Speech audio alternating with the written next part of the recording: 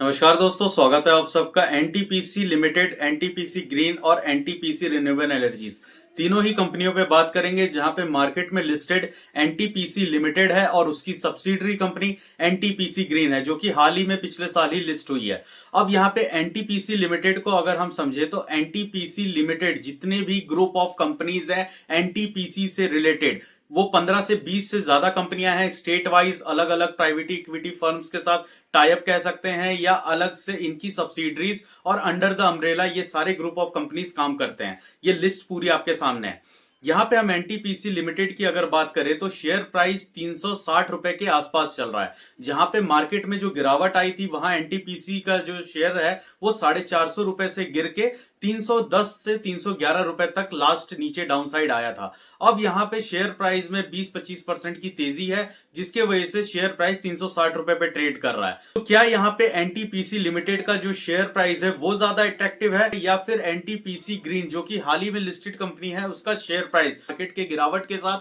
यहां 84 रुपीज तक का इसने लो लगाया था, वहां से 12% की तेजी दिखा चुका है और अभी 99 रुपीज पे ट्रेड कर रहा है। तो इन दोनों ही लिस्टेड शेयर्स में कौन सा शेयर प्राइस ज्यादा अट्रैक्टिव है, कौन सी कंपनी में इन्वेस्ट करना ज्यादा बेटर होगा, आपको लास्ट तक ये वीडियो में समझ में आएगा। देखिए, यहां पे एनटीपीसी लिमिटेड की हम बात करें तो उसके अंदर आती है एनटीपीसी ग्रीन एनर्जी लिमिटेड, जिसका 89% की हिस्सेदारी एनटीपीसी लिमिटेड के पास है, जो कि उसकी पेरेंट कंपनी है, बड़ी कंपनी है, लिस्टेड है और 360 रुपए का शेयर प्राइस है। ये सिंपल सा है। अब यहां पे जो एनटीपीसी ग्रीन लिमिटेड है, जो कि पिछले साल ही लिस्ट हुई है, इसके पास 100% इक्विटीज है एनटीपीसी रिन्यूएबल एनर्जीज लिमिटेड। मतलब एनटीपीसी रिन्यूएबल एनर्जी लिमिटेड एक अनलिस्टेड कंपनी है, जो कि एनटीपीसी ग्रीन एनर्जीज लिमिटेड के अंडर काम करती है, जिसका 100% इक्विटी शेयर एनटीपीसी ग्रीन के पास है। 99 रुपीज का शेयर प्राइस है। मतलब एनटीपीसी रिन्यूएबल एनर्जीज से रिलेटेड जो भी नई खबर आती है, जितने भी नए सेल्स होंगे, रेवेन्यू होगा, प्रॉफिट्स होगा, उसका 100% जो हिस्सेदारी होगी, 100% जो इफेक्ट आएगा वो एनटीपीसी ग्रीन के शेयर पे ही इफेक्ट आएगा। एनटीपीसी रिन्यूएबल्स के अंदर जो भी डेवलपमेंट्स होंगे, जो भी नए प्रोजेक्ट्स होंगे, उसका सारा रिफ्लेक्शन इस शेयर प्राइस पे दिखेगा। और एनटीपीसी ग्रीन और रिन्यूएबल्स दोनों के ही कंबाइंड जो भी आगे आने वाले प्रोजेक्ट्स, रेवेन्यू, सेल्स, प्रॉफिट और कंपनी की जो बैलेंस शीट होगी, उन सब का रिफ्लेक्शन आपको एनटीपीसी के लिमिटेड शेयर्स में मिलेगा, जो कि इसकी सबसे टॉप की पेरेंट कंपनी है। अब यहां पे हम ये लिस्ट में देख भी सकते हैं कि एनटीपीसी ग्रीन के अंडर कितनी कंपनियां हैं। तो इन सब कंपनियों का जो इफेक्टिव रेवेन्यू और सेल्स होगा, वो सारा ही इफेक्ट आपको एनटीपीसी ग्रीन में दिखेगा। अब अगर एज अ इन्वेस्टर आप इन्वेस्टेड है, या फिर नए इन्वेस्टमेंट के लिए आपने वॉच लिस्ट में इन दोनों लिस्टेड शेयर्स को रखा है, तो आपको दोनों में से किस शेयर को प्रेफर करना चाहिए, इस पे आप ध्यान दीजिए। देखिए, एनटीपीसी लिमिटेड थर्मल एनर्जी और कोल बेस्ड इलेक्ट्रिसिटी प्रोड्यूस करने के लिए जाने जाती है, और इसका जो कोर बिजनेस है वो फॉसिल फ्यूल से ही रिकवर होता है। तो यहां पे एनटीपीसी ने 2022 में एनटीपीसी ग्रीन लिमिटेड शेयर्स को इंट्रोड्यूस किया था, इस नई कंपनी को सब्सिडाइज किया था, जहां पे एनटीपीसी अपने रिन्यूएबल एनर्जी सोर्सेस को बढ़ाने, इस इंडस्ट्री में कदम रखने और इस बिजनेस को एक्सपेंड करने के लिए एक नई कंपनी स्थापित करती है, जिसका नाम एनटीपीसी ग्रीन एनर्जीज है। लेकिन अगर आप इस शेयर प्राइस का, एनटीपीसी ग्रीन का, अगर आप यहां पे पी रेशियो देखेंगे तो वो 250 का पी चल रहा है, जहां पे शेयर प्राइस 100 का है, जो कि काफी ज्यादा महंगा है करंट मार्केट के पी से, करंट मार्केट के जो वैल्यूएशन है उसके हिसाब से। अब यहां पे सही वैल्यूएशन अगर हम इसकी देखें, क्योंकि मार्केट कैप भी 84,000 करोड़ का है, इतना बड़ा मार्केट कैप, इतने बड़े शेयर का प्राइस, और उसका जो पी वैल्यूएशन 3 से 4 गुना महंगा है, यहां पे इसके जो अर्निंग्स है वो काफी ज्यादा कम है इस हिसाब से, जितना बड़ा इसका मार्केट कैप है। लेकिन यहां अगर हम एनटीपीसी जो इसकी पेरेंट कंपनी है इसे देखते हैं, तो इसके अर्निंग्स काफी ज्यादा अच्छे हैं। जो मार्केट कैप है वो 3.5 लाख करोड़ के आसपास है, और जो पी वैल्यू है वो 20 का है। मतलब अपने सेगमेंट में जो एनटीपीसी लिमिटेड है उसके पी वैल्यू काफी ज्यादा अट्रैक्टिव है। इस समय वैल्यूएशन काफी ज्यादा ज्यादा सस्ते हुए हैं अपने हायर लेवल से। लेकिन वहीं अगर हम एनटीपीसी ग्रीन को एक 100 रुपए के अंदर का शेयर समझ के काफी अट्रैक्टिव अगर शेयर प्राइस की विजुअलाइजेशन के हिसाब से हम देखें कि ये काफी ज्यादा अच्छा दिखता है और इसलिए कोई इन्वेस्ट इसमें कर रहा है, तो उसे इसके पी वैल्यूएशन, मार्केट कैप और इसकी जो अर्निंग्स का स्लो ग्रोथ है, ये सारी चीजें आपको देखनी पड़ेगी। क्योंकि इस समय एनटीपीसी ग्रीन अपने पीक पॉइंट पे है जहां वो अपने बिजनेस का स्टैंडर्ड को अपग्रेड कर रही है। यहां पे एक नया न्यूज आपके लिए ये लेके आता हूं कि आईआरएफसी जो कि इंडियन रेलवे फाइनेंस कॉर्पोरेशन है, इसने एनटीपीसी ग्रीन की subsidiary NTPC renewable energy limited को 5,000 करोड़ मतलब 50 बिलियन रुपीस का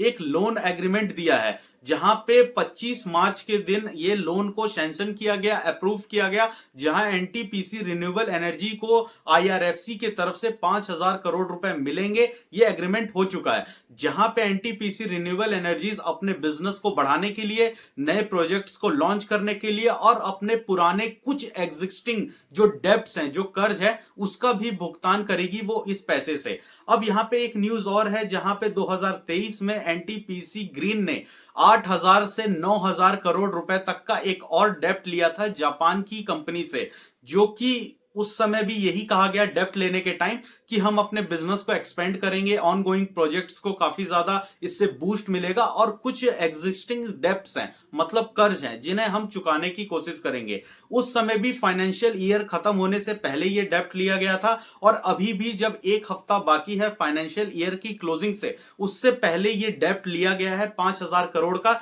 जिससे कि अपने कुछ डेप्ट्स भरेंगे और अपने कंपनी का ऑन गोइंग जो भी वर्क चल रहा है उसमें इन्फ्यूज करेंगे। तो ये कंपनियां कर्ज लेते रहती हैं, कोई बड़ी बात नहीं है। लेकिन यहां पे ये चीज समझना होगा कि एनटीपीसी ग्रीन और एनटीपीसी रिन्यूएबल एनर्जीज के ऊपर काफी ज्यादा डेप्ट भी है, जहां आप इसकी बोरोइंग भी देख सकते हैं। एनटीपीसी ग्रीन जो कि लिस्टेड शेयर है, जिसका बोरोइंग 18,000 करोड़ है, पिछले साल 13,000 करोड़ था और उससे पहले 7,000 करोड़ था। तो ये अगर नया हम इसमें जो 5,000 करोड़ का डेप्ट है, अगर फिलहाल इसे ही ऐड करेंगे तो अप्रैल के बाद जब इसका नया डाटा स्ट्रक्चर आएगा तब यहां पे इनकी टोटल बोरोइंग 23,000 करोड़ हो सकती है, मतलब डेप्ट बढ़ेंगे। और अगर आप प्रॉफिट्स पे ध्यान दें तो वो लगातार स्टेबल है, ना ही बहुत ज्यादा है, क्योंकि इतने बड़े मार्केट कैप, इतनी बड़ी पी रेशियो और शेयर प्राइस के हिसाब से जो इनका प्राइस टू अर्निंग है वो काफी ज्यादा कम है, जो कि इसे जस्टिफाई नहीं कर पा रहा। अगर हम इसके पी वैल्यूएशन को एक अप्रॉक्स में मैं बताता हूं, अगर आप एक एग्जांपल के तौर पे इसे लेंगे कि 250 के पी वैल्यूएशन को अगर 50-60 के आसपास भी, जो कि ठीक है तब भी महंगा है, लेकिन हम 50-60 के आसपास भी अगर इमेजिन करके देखें तो यहां शेयर प्राइस को 3 बार कम होना पड़ेगा, जहां पे इसका शेयर प्राइस 20 से 25 रुपए के आसपास हो, जो मार्केट कैप है वो 40 से 30,000 करोड़ के आसपास हो, तब जाके इसका जो पी वैल्यूएशन है 60, 70, 80 के आसपास आ सकता है। तब जाके आप कहीं से कह सकते हैं कि ठीक है, देखने में अच्छा लगता है, मतलब इस कंडीशन में आने के बाद जाके ये फेयर वैल्यूएशन दिखेगा। अदरवाइज कंपनी को इस जगह पे अपने पी रेशियो को कम करना है, शेयर प्राइस को अच्छे एक अपग्रेडेशन के तरफ लेके जाना है और मार्केट कैप को भी बढ़ाना है, तो फिर कंपनी को यहां से 10 गुना या 20 गुने से ज्यादा का प्रॉफिट दिखाना पड़ेगा, जो कि काफी ज्यादा कम है, जो कि काफी ज्यादा फिलहाल के लिए अननेचुरल है। क्योंकि यहां पे सोलर में, विंड में, हाइड्रो प्रोजेक्ट्स में कंपनी काफी ज्यादा एग्रेसिव तरीके से अपने बिजनेस को एक्सपेंड कर रही है। एक्सपेंडेशन के लिए जो इन्हें डेप्ट चाहिए वो डेप्ट मार्केट से उठा रहे हैं, लेकिन इन डेप्ट को इन्हें प्री पेमेंट भी करना पड़ेगा, जिसमें इनके जो प्रॉफिट्स हैं उसमें बहुत बड़ा अमाउंट डेप्ट के रीपेमेंट में चला जाएगा। फिलहाल जो आईआरएफसी के साथ एग्रीमेंट हुआ है ये लॉन्ग टर्म प्लान बेस पे हुआ है, रुपीज लॉन्ग टर्म प्लान, जिसमें इन्हें 5,000 करोड़ का अमाउंट काफी सालों तक, 20 साल 25 साल तक का ये एग्रीमेंट होता है, यहां पे धीरे धीरे करके इन्हें पे करना है, जिसके ऊपर इंटरेस्ट ऑब्वियस सी बात है जाएगा और वो इंटरेस्ट मार्जिन का सारा जो बेनिफिट होगा वो आईआरएफसी को होता हुआ दिखेगा। तो यहां पे एनटीपीसी कल को अपने मार्जिन से बहुत प्रॉफिट कमाए या ना कमाए, लेकिन इन्हें डेब्ट्स की रिपेमेंट करनी पड़ेगी आईआरएफसी को या उस जापान की कंपनी को जिससे इन्होंने पिछले साल डेब्ट लिया था। तो इसी तरीके से अगले साल भी अगर इनका प्रॉफिट उतना नहीं बढ़ता है तो ये फिर किसी और फर्म से लोन लेंगे, जिससे ये पिछले फर्म को रीपेमेंट करेंगे। तो ये चीजें बिजनेस में चलती रहती हैं, कंपनियों में चलती हैं। तो उसके बाद ये भी ध्यान रखिए कि एनटीपीसी लिमिटेड का जो स्टेक है एनटीपीसी ग्रीन में 89% है, जो कि 750 करोड़ इक्विटी शेयर्स है, मतलब 750 करोड़ से ज्यादा के इक्विटी शेयर्स हैं, शेयर्स एनटीपीसी ग्रीन के पास है, जो कि 89% है, जिसे रिड्यूस करके इन्हें आज नहीं तो कल या आने वाले एक सवा साल के अंदर इन्हें 75% पे लेके आना पड़ेगा। मतलब यहां से करीबन 14% के इन्हें स्टेक को कम करना पड़ेगा एनटीपीसी ग्रीन के अंदर। तो ऑब्वियस सी बात है, एनटीपीसी लिमिटेड एनटीपीसी ग्रीन के 14% इक्विटी शेयर जब ओपन मार्केट में या क्यूआईपी के जरिए या ऑफर फॉर सेल में किसी भी तरीके से अगर सेल करती है तो मार्केट में लिक्विडिटी और ज्यादा बढ़ेगी, एनटीपीसी ग्रीन के शेयर्स और ज्यादा बढ़ जाएंगे, जिसके वजह से डिमांड और सप्लाई वाली ही बात आएगी कि शेयर प्राइस में और ज्यादा वैल्यूएशन मिलेगा या फिर शेयर प्राइस और भी ज्यादा डाउनसाइड आएगा या फिर कंसोलिडेशन फेज में फंसा रहेगा। क्योंकि यहां पे आप समझिए कि 14% इक्विटी शेयर नहीं भी तो करीबन 80 से 90 करोड़ इक्विटीज होंगे जो कि एनटीपीसी बेचेगी मार्केट में। ये सेबी के रूल्स भी है कि 75% से ज्यादा का स्टेक नहीं होना चाहिए। तो इन सब चीजों को भी आप काफी ज्यादा ध्यान से समझ सकते हैं।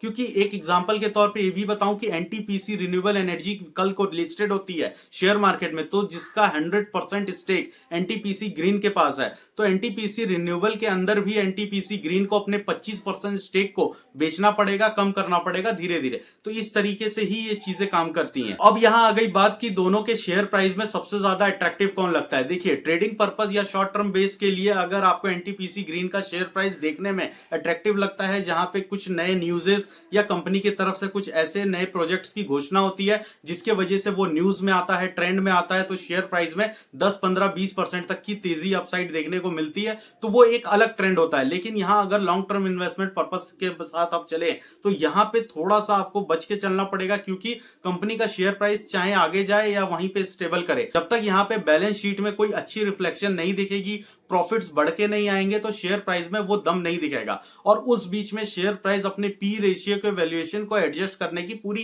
कोशिश करेगा। रह गई बात एनटीपीसी लिमिटेड की, तो वो एक काफी ज्यादा बड़ी जाइंट कंपनी है, देश की सबसे बड़ी इंटीग्रेटेड पावर जनरेशन कंपनी बनी हुई है, जिसका राइवलरी मतलब जिसके कंपटीशन में टाटा पावर, अडानी पावर जैसे और जेएसडब्ल्यू एनर्जी जैसे बड़े बड़े स्टॉक्स है जो कि इसके कॉम्पिटिटर में आते हैं। एनटीपीसी अच्छी खासी आपको डिविडेंड भी देती है पूरे साल में 4 से 4.5% के आसपास। तो ये एक अलग स्टेबल शेयर हो जाता है एनटीपीसी लिमिटेड का। और अनस्टेबल में आप एनटीपीसी ग्रीन को देख सकते हैं, वॉच लिस्ट में होनी चाहिए, इसे टाइम टू टाइम ट्रैक करें। दोस्तों, आशा करता हूं कि आपको ये तीनों ही कंपनियां जो कि एक दूसरे की सब्सिडरी है और पेरेंट कंपनी एनटीपीसी लिमिटेड है, यहां पे आप चीजों को समझ पाए हो कि कंपनी किस तरीके से काम कर रही है, इस समय क्या सिचुएशन चल रहा है और किस तरीके से आप अपना एक व्यू बना पाए कि कौन सा चीज बेटर रहेगा। यहाँ पे आप इन्वेस्टमेंट अपने रिसर्च पे करें, ये कोई रिकमेंडेशन नहीं है, ये पूरा स्टॉक का एनालिसिस था। अगर आपको ये वीडियो अच्छा लगा, ये इन्फॉर्मेशन अच्छी लगी, तो आप वीडियो को लाइक करें, चैनल को सब्सक्राइब करें। दोस्तों, मिलते हैं अगले वीडियो में। नमस्कार।